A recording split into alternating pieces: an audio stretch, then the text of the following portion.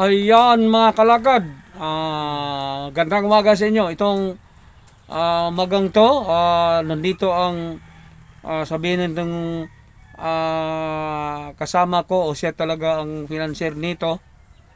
Kaya ko sinasabi ito dahil nagtagalog tayo at alam nyo ito ay talagang eloquent or fluent ito magsalita ng Tagalog dahil tubong Maynila siguro at katira to doon at saka may bahay din doon. Bro, dugay-dugay ang mong balay dito sa kon? Tong nagbalay ka dito ka sa abroad? Mandaluyong. Sa Manduloy, imo gito nga balay. Mm. Okay, ayan, narinig niyo ang sinasabi niya mga kalakad. Andoon na sa kapatid ko. Oh, ay, binigay mo na sa kapatid mo no. Mm. Ayan, sinasabi niya pero talagang doon ito na mula nang siya ay binata pa, hindi pa nakapag-asawa, nakapag-asawa yata. Doon ito tumira sa kanyang lula na businesswoman din, sabihin natin. At ito ay naging collector sa, ayon sa sinasabi niya noon. So, collector sa negosyo yata to or apartment. Yon ang nalaman ko sa kanya sinasabi. Sa Pure Foods. Oh, ngayon, Pure Foods sa agriculture. nung nakapag-asawa na to, dito sa Davao bumalik yata at naging empleyado ni Sarmiento. Parang manager na rin siguro ang katungkulan nito. Ayun, sa nalaman ko at talagang ito ay ang masabi lang natin ayon sa kanyang experience ay siya ang talagang iharap sa kung ano mang mga problema sa nandun pa siya sa kanyang pagka-empleyado ng Sarmiento yata Enterprises bro, pangalan or Sarmiento? Sarmiento. Ngunit wala naman yung Sarmiento. Hindi, ibig sabihin ang ranggo mo noon. Sarmiento, tawag niyang naano ako sa seminar. Ako ang nag-top grower, and then meron akong mga papers na sa Pure Foods na top growers sa mga broilers. So, yan, top growers ka sa broiler, no? No. Okay. So, mga to, all over Philippines, throughout Philippines, ikaw ang top grower sa naging consultant ka yon sa mga sinasabi mo Tapos, noon. naging consultant ako dahil hinawakan ko rin ang problema sa Manila kasi mayroon ng Sarmiento sa Manila. Mm-mm. Yun din na ano ako nila. Kaya top growers ako lahat sa mga broilers pati layers.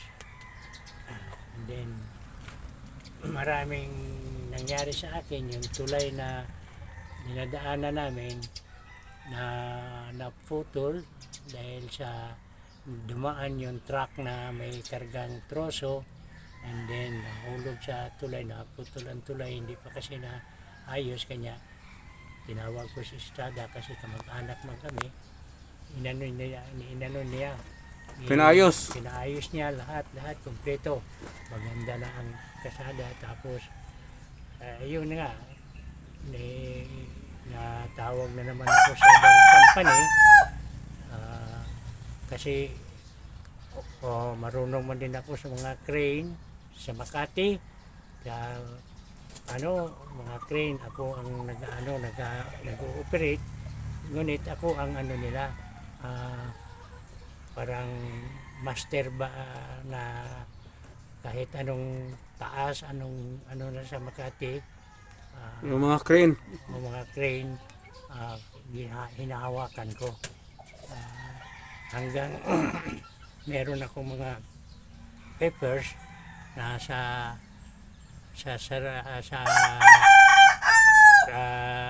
Pure Foods na top grower sa Philippines, kasi pati Cebu o Manila tinalo ko sila sa pag-alaga ng mga manok sa broilers. Tapos umalis na ako, at least binigyan ako ng maganda ring tawag niya Privilege, ganun ba? may mga pera, may mga Yun. tapos may may tawag niyang papers na the best growers in the Philippines. Philippines. Okay. Ganda talaga, no? Oo. Pero ito mga kalakad, sapawan ko lang sinasapawan ko lang ang kanyang pagsasalita ngayon. Dahil kasi yung ano natin, ipakita ko sa inyo, nung nakita niyo itong mga ano na namin dito, yung mga hayop na tulad ng mga manok at may pabo ba yata, kanina lang kinatay. Turkey. Ayun, may turkey. Ito ngayon na ipakita ko sa inyo na ang isang inahin na sobrang lambing sa kanya, pag pumunta ito siya dahil ang bahay niya nasa malapit sa airport, pumunta siya dito sa aming garden na may mga tanglad or lemongrass. Ito siya ngayon, pumunta dito at itong mga manok to, sa kanya siya talaga to, siya ang bali financier, ako lang ang nag-alaga. Pero equal share ang gusto niya, kaya lang hindi pa namin masyadong na produkto. So ayan, gusto kong tingnan ninyo na hawakan niya ang kanyang alagang anong masabi natin, malambing or talagang kung baga sa pamilya, talagang malambing to sa kanya. Kaya to, bro, guniti to siya ang imong kuan kay naka-record na ta. Niya sunod ang tandang, ang sunoy. Ayan mga kalakad, ito si Bro John Alasagas. Talagang ano niya yan, parang sabihin natin pit talaga niya ang inahin na yan. Naglimlim yan, nakahapon naka-record tayo. Ayan, hinahawakan na niya. Ayan, hinahawakan niya. Talagang malambing. Pag galing siya sa kanyang, pag makapunta siya dito mga kalakad, ang ginawa ng inahin na ito, ang ginawa nito ay Bumababa, pumupunta sa akin. Pagdating ko. Pagdating niya, lapit kaagad at para bang naglalambing. Hey. Lumalambing sa kanya. Yan ang kanyang ginagawa. At itong isa din, pumasok. ang isang manok sa kanya pa rin. Sa kanya pa rin. Ayan, nagsilok din. Gustong palitan ang naglimlim na yung sinasabi namin kanina, sinasabi namin na malambing talaga sa kanya. Pagdating niya, talagang yan, pakarga. Di ba, bro? Nagpakarga sa amin muna. So ayan, yan na. At yung isa ring pit niya, yung tandang na sa Bisaya, yan, tinatawag namin na sunoy. So bro, gunitit yung sunoy nga, makita po sa mga viewers na to. Ibaba ko ito kay... ibaba kay... Hindi sa kanya yan. Nagagawan. Nagagawan. Hindi man sa kanya yan. Ang kanya, hindi man siya pinapano. Gusto pa lumamit, tagaw. Ayan, ayaw umalis. Tingnan nyo mga kalakad. Gusto magpahawak, ayaw. Ayaw magpahawak, ayan. At gusto kong hawakan niya yung tandang na sa kanya rin. Sa kanya rin, Ayan. Matapang yan sa akin. Inaway ako niyan.